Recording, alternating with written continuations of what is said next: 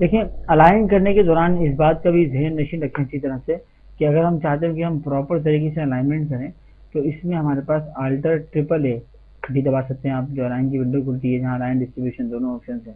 और उसके साथ साथ जो है वो अलाइन करने की विंडो जो है, अगर हमारे पास आप सपोज करें कि एक ऑब्जेक्ट है हमारे पास जो रेक्टेंगल के नाम से देखिए हमने डिज़ाइन किया, और एक ऑब्जेक्ट जो है हमारे पास वो एलिप्स के नाम से देखिए।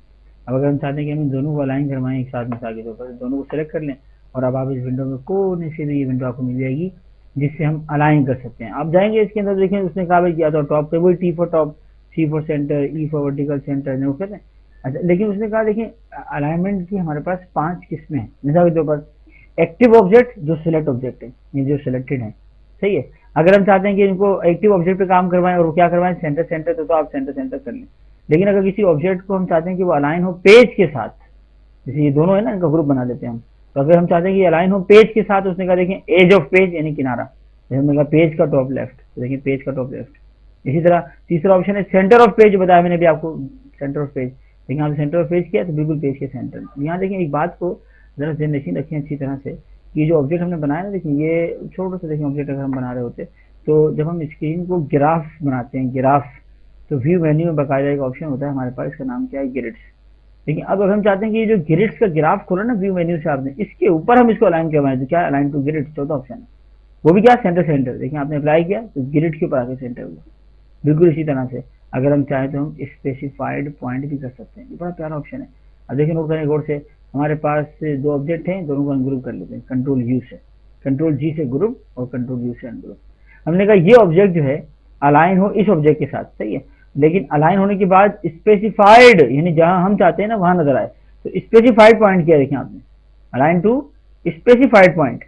सेंटर सेंटर तो हो लेकिन क्या हो, स्पेसिफाइड पॉइंट। देखिए अप्लाई किया आपने, अब पूछ रहा है कहाँ रखना चाहते हैं आप, हमने कहा ये है वो जगह जिसके ऊपर हम इसको अलाइन करवाना चाहते हैं। देखिए आपने क्लिक किया, दोनों अपनी अपनी जगह से उठे और उठ के जहाँ हम चाहते थे वहां आके सेंट्रलाइज हो गए, या अलाइन हो गए, या सेटल हो गए।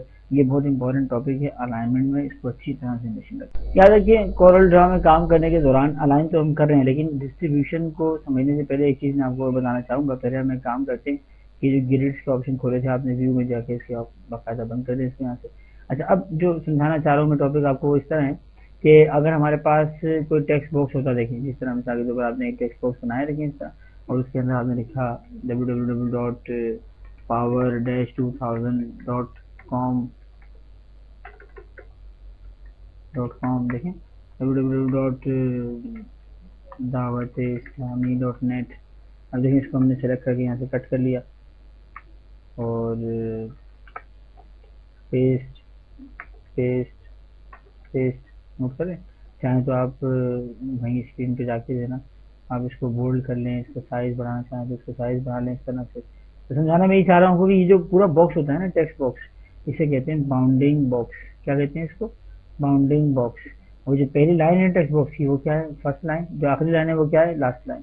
तो अब हम चाहते हैं कि पेज के सेंटर में तो आए, यानी align to centre of page, align to centre of page हो, लेकिन बाउंडिंग बॉक्स आए तो देखिए आपने अप्लाई किया, बाउंडिंग बॉक्स आ गया।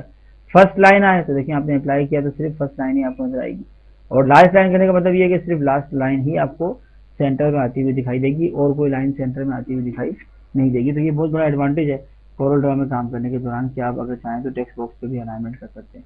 अगर हमारे पास ऑब्जेक्ट ज्यादा हो जाए, जैसे देखें एक ऑब्जेक्ट है भी, लेकिन दूसरा ऑब्जेक्ट है भी, तीसरा ऑब्जेक्ट है भी, चौथा ऑब्जेक्ट है, तो अब इनको अगर अलाइन करवाना हो तो ई दबा के आपने वर्टिकल सेंटर किया, लेकिन जो इनके दरमियान का गैप है ना, अगर हम चाहते हैं कि वो गैप बराबर हो जाए, तो डिस्ट्रीब्यूशन के अंदर आप देखें स्पेसिंग के साथ सेंटर दिया हुआ, देखें अप्लाई करेंगे आप, या इस तरह कर लेंगे। देखें यहाँ हमने पीछे एक ऑप्शन एक्टिव किया हुआ ना, इसको एक्टिव ऑब्जेक्ट कर दें। अब देखिए आप डिस्ट्रीब्यूशन में आया, हमने कहा हॉरिजॉन्टली सेंटर हो जाएगी, इस तरह अप्लाई किया देखिए आपने, या स्पेसिंग रही क्लिक कर दें, अप्लाई किया देखिए आपने, नोट करेंगे ऑप्शन।